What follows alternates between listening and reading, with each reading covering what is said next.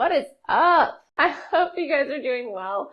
Tonight, we're going to be talking about biking balance. Whoop, whoop. This is such an important area of biking to help you ride more, help you feel better on your bike. We're going to go over kind of what is biking balance and how actually does it lay over or affect your riding, and what type of riding does it help. So that's kind of what we're going to dive in, and then we're also going to talk at the end one major thing that can be a factor in your balance and how you can start to change that. So let's dive in. Biking balance. If you're on here live, I'd love to know that you're here, and if you are catching the replay, I'd love to know that you stopped by. If you just want to comment down below, it would be fantastic for me. So what is biking balance? Kind of what a good way to look at it, and you can kind of look at it as the way we talk about it, of balance in general. It's not falling over. It's the ability to withstand forces, and to be able to combat them, but not over combat them. And so what it is your ability to maintain your steadiness on top of the bike and let the bike move underneath of you. That's kind of what I want you to think about biking balance. It can be when you're at slow speeds. It can also be whenever you are moving a little bit more quickly. Obviously, as you think about if somebody is going to push you over or try to move you, if you are static and standing still and someone pushes you, they have to not push quite as hard as if you were like full on sprint and somebody pushed you. So a lot of times we gain more balance when we move faster. But it's also that not everything that we need to do in biking do we need to do quickly. We sometimes need to move a little bit more slowly so we don't wreck and so we don't crash as hard. This kind of brings us in. Do you guys that are watching it, do you guys think that you have good biking balance? It's something that I've had to work on in my biking career or my biking life because I had to climb things very, very slow in certain parts of my recovery of different injuries. So I don't know if any of you guys know this, but I separated my collarbone from my sternum. I guess it'll be 2 years this fall that I did that. And any extra breathing that I did, so whenever I basically went into a higher zone of endurance training, I would shift and move my collarbone as attached to my sternum. Well, if you've just dislocated that, then it doesn't feel so great to move. So I had to do a lot of biking uphill, and I obviously wanted to still keep biking, so I figured out a way to make it happen without damaging myself and knowing those things were moving good. And so I just kept my heart rate down. I kept my breathing down, which means that I had to climb things very slow, like excessively slow. Think about not letting your heart rate get up even on like other punchy sections. Yeah, it's really hard. So I would have to stop a lot, for one, and then climb really, really slow. Well, the benefit of that is that my biking balance really improved.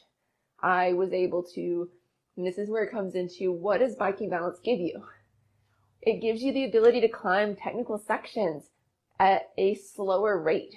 You can stop and start, or if your back wheel spins out, you can still maintain your steadiness on top of the bike and restart from there if possible. It also helps a lot as a side product with switchbacks.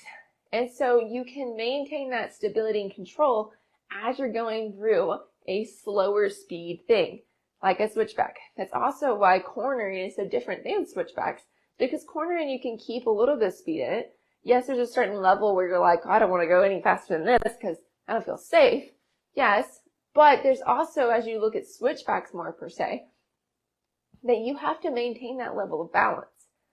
I noticed this now, especially as I was on my trip out to Colorado, my biking balance isn't quite as good as it was before after I've, gained a little bit of baby belly here. I don't know if you guys see any of that. It's a little bit bigger than what it used to be. And then also that I'm a little bit more nervous mentally for tackling some of these switchbacks. And so there's a trail called Doctor's Park. It's outside of Crested Butte. It's one of my favorites. And at the end of it, you kind of do these switchbacks down into the valley, down into the gorge, and darned if I wasn't able to do as many as I was the last time I was out there, when I had been really practicing and doing a lot of my bike balance stuff, when I had been climbing slower through that and really making sure that I had good standover, good control, and good stability on the bike. So switchbacks are another huge, huge benefit of biking balance. Understanding that control, being able to move your body to balance over top the bike as it needs to move underneath of you, as you need to turn, as you need to shift out that butt, as you need to look at where you're going. All of these things are super important for your biking balance. Also, I think another thing that has to do with it is I lost some of my core strength. And this goes into some of the things that you may not think about as we dive into kind of what can help you. One, I'm pregnant. And then two, I had an appendectomy. For the Colorado trip, it was 6 weeks before that. So obviously not a ton of time to get back on the bike and feeling good and to make this part of my body want to work after a surgery. And so I was kind of regaining a little bit of that stability. I did a couple exercises, a couple workouts before of trying to wake up my body and wake up these abdominal muscles that just got cut on and starting to be stretched. So my stability wasn't quite as good either for some of those switchbacks.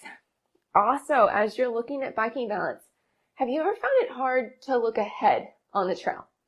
To like look down the trail instead of just right in front of your tire? Because I know probably a lot of us have. I know I have in the past. Has anybody else had trouble with looking ahead on the trail and seeing where you need to be going? Well, that's another thing that comes with biking balance, is your ability to intake, understand what forces are going to be put upon your bike and put upon you, and to make cognitive and other also subconscious decisions of what you need to be doing with your bike, what you need to be doing with your body to adjust so you can go ahead and start interpreting what's going to be coming at you next. They teach it in Pemba as like the now and then, or what's coming at you and what's right in front of you. There's certain times as you go faster, then you need to be looking at both of those a lot more frequently and quicker. As you're going slower, you can take your time in looking at both of those, like climbing. You can kind of pick your route up the trail. As long as you're not focusing right at what you're doing right there, you can kind of scan up and see where you want to go to, come back to where you're hitting now. Scan up, come back. But you have to trust your body. You have to understand what you need to be doing with your body subconsciously to a certain extent, balance-wise to a certain extent, to help you interpret those two to be able to look ahead. Most of the times whenever we think about looking ahead, we don't think about bike balance being a component of that. But it's so much so a component of it, because it's your ability for your body to process what needs to happen and to be able to make it happen. Make those changes, make those adjustments to keep you on top of your bike and safe. Another thing that you can talk about is also downhill control. And this comes in with some of the looking ahead and some of just knowing how to shift your bike side to side as you're going over different technical terrain. All of those things. Tatiana says knowing when to sit, when to stand up on the technical trail, looking ahead. That's exactly right. It's exactly right. Being able to adjust your body to make those things happen with almost more subconscious nature because you're used to doing it.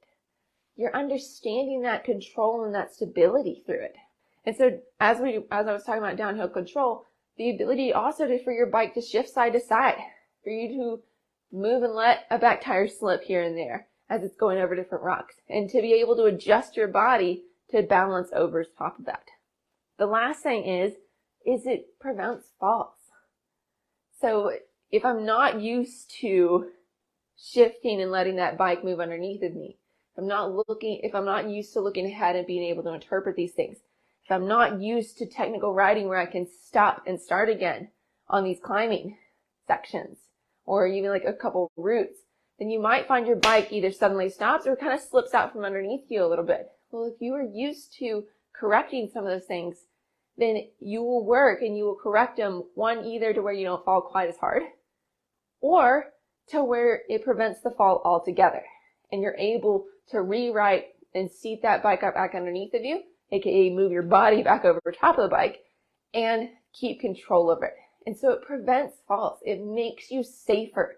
I mean, we talk about balance as we age. What does it do? It prevents us from falling. We can adjust to different forces that are happening to us. What are the things that make us most scared when we're on the bike?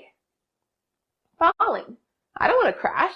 I don't know about you, but that's not on my list of things to do, especially right now. You know? And being able to have a better bike balance made me be able to ride some trails that potentially others would not have been able to ride. And so always going back to having that technical skills, having that balance and control, that's what's going to be able to let you ride more and to have a more confident ride. Being able to challenge yourself better. Those are so important for this, is biking balance through it. A lot of times we think about that I just need to either be stronger or to have better endurance, but a lot of these things kind of come together underneath biking balance. Yes, you need strength. Yes, you need control. You need reaction time with that. Those guys all come together for it. Tina has a statement that I want to look at. She says, so my rear foot always seems to be the back foot, the left foot. It goes numb when I do more than 50 miles. Is there anything with balance other than switching lead foot? Sometimes it can be adjusted with how you're holding your body through here and or just where you're putting your pressure. And so whenever you're going downhill, Tina, make sure you have even pressure on your feet or that you're actually shifting forward and back as you're going and not just putting all pressure on that rear foot. So as you're standing and going, as I'm here, it's not just here we want to be weighting both feet through that. Yes, there are different types of weight, but I don't want everything coming from my rear leg. I want to be more evenly weighted on my feet and not tugging on my bars in the meantime of that. Or even more here where I don't have any pressure on my hands. And so that's something that it's actually week 1, going over some of the moving into that hip hinge position, how you feel, what you need to be feeling in your body to do that. You do the exercise and then you get on your bike and do the drill. That's how you're going to play it into. I'm super excited for you to pop into that because I know you're on the team. I think that'll help with that. Switching feet, yes, but balanced and even on your feet is also key for it. And a lot of times, just as a side note, for some of these balance challenges, this is kind of the main thing, is one, yes, core strength, glute strength, shoulder blade control, understanding how your body moves. Yes, all of those things, reaction time. But you almost need to take a step back to work on some of these things.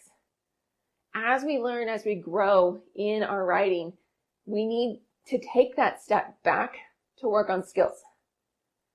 We need to go to an easier trail where it's not pushing every single one of our senses to be on that trail and ride. You need to focus in on certain aspects. What are you doing with your body when you're riding, like more so flow trails versus technical trails? How are you doing whenever you're doing like 7 miles? Are you focused on how your body is shifting? Also, do you take breaks at the right time? I was talking to a gal this week. She came in to see me, and she thinks that she needs to work on a lot of her endurance. Well, she has hand issues and she has some neck issues. She's not taking breaks when she feels her form, her body position is failing her, is fatigued. That's when she needs to take a break. It's not necessarily when her lungs are done, when her legs are super tired, because she's already having form failure. Earlier in the ride, she can take a quick 10-second break, pop back onto the bike, and she can feel better and have better form to be able to ride better. And she can actually be strengthening those muscles to help as she's going. Yes, she's going to be doing some other exercises to help strengthen those, but that's the gig. It's like, when do you need to stop? Take a break before you think you should. and go to an easier trail. These are things that you can focus in on your bike balance, focus in on your skills where it's not pushing every single one of your senses. It will keep you safer and it will make you so much better of a rider. All right, ladies, have a fantastic night. And I hope this kind of opened your eyes to what biking balance actually can do for you and for your body and for your confidence as you ride so you can have more fun. Bye, ladies.